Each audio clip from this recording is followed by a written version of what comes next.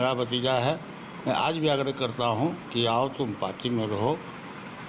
पासवान जी का जो फरमान था, उनका जो उद्देश्य था, दलित पीड़ित शोषित सभी लोगों के सम्मान की बात करना, सभी लोगों को आगे बढ़ाना, उसमें हम भी साथ देंगे, आप भी साथ देंगे। सर, लेकिन चिराग पासवान ने ये भी कहा उस पत्र के अंदर कि जिस तरीके से उनको राष्ट्रीय अध्यक्ष बनाया गया और जब उनको संसदीय दल का नेता बनाया गया, उससे आप नाराज हो गए थे। मैं खुद प्रस्तावक था। मैं प्रस्ताव किया था कि उनको संसदीय दल का नेता बनाया जाए। मैं प्रस्ताव किया कि उनको राष्ट्रीय अध्यक्ष बनाया जाए। फिर विरोध का कहाँ सवाल उठता है? कल चिराग पासवान घर पर आए थे आपसे मुलाकात करने, मुलाकात नहीं हुई। उन्होंने कहा दरवाज़ा नहीं खोला गया, हमको बेइज्जत किया गया। उनकी मदर जो हैं वो आपसे लगातार संपर्क कर रही हैं कि परिवार में टूट क्यों हो गई, आखिर टूट क्यों हुई है? परिवार में टूट क्यों हुई वो अब भाभी जी से पूछिए। बड़े साहब के गुजरने के बाद भाभी जी, मैं उनको माँ समान मानता था और आज भी मैं मानता हूँ, और मैं भविष्य में ही मानूंगा, क्योंकि बड़ी भाभी माँ के समान होता है।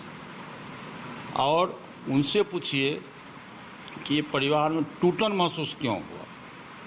मैं आज से 6 महीना पहले उनको कहा था कि अमुक व्यक्ति का साथ छोड़िए, मैं उसका नाम नहीं लूँगा, आप लोगों को सबको पता है। सौरभ पांडे, मैं नहीं जानता हूँ, मैं नाम नहीं लूँगा, लेकिन मैंने 6 महीना पहले उनको कहा था कि यदि वो व्यक्ति पार्टी और परिवार में दखल देगा तो हम 12 जनपद नहीं आएंगे। 6 महीना पहले उनको कहा था। दुख होता है आपको कि पासवान जी की पार्टी, इतना बढ़िया परिवार, आप तीनों भाइयों की जो बॉन्डिंग थी वो इतनी अच्छी, वो आज इस पर आ गई है कि आपसी लड़ाई सड़क पर आ गई।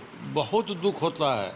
मैं परसों प्रेस मीडिया के साथियों को मैंने कहा कि मैं खुशी मन से ये काम नहीं कर रहा हूँ, बहुत दुखी मन से मैं कर रहा हूँ। ये मजबूरी हमारी है कि मैं नेता का परिवर्तन करने के लिए माननीय लोकसभा अध्यक्ष जी को मैं पत्र लिखा हूँ, क्योंकि हमारी पार्टी जीवित रहे बिहार में। पार्टी आप सबसे बड़ी बात है, मतभेद का एक कारण है कि पार्टी के 99% लोग और 99% सांसद, सभी लोगों की इच्छा थी कि एनडीए गठबंधन में मिल के हम चुनाव लड़ें, और सभी लोगों को अलग अलग बुला करके थ्रेटनिंग दिया गया कि तुम यदि ये करोगे तुम्हारा टिकट काट देंगे, तुम्हारे बेटा को टिकट नहीं देंगे, ये थ्रेटनिंग दिया गया। नतीजा ये हुआ कि डर से कोई बोला नहीं, और सब लोगों की इच्छा। देखिए, डेमोक्रेसी नहीं है, प्रजातंत्र है। प्रजातंत्र में बहुमत का राज होता है।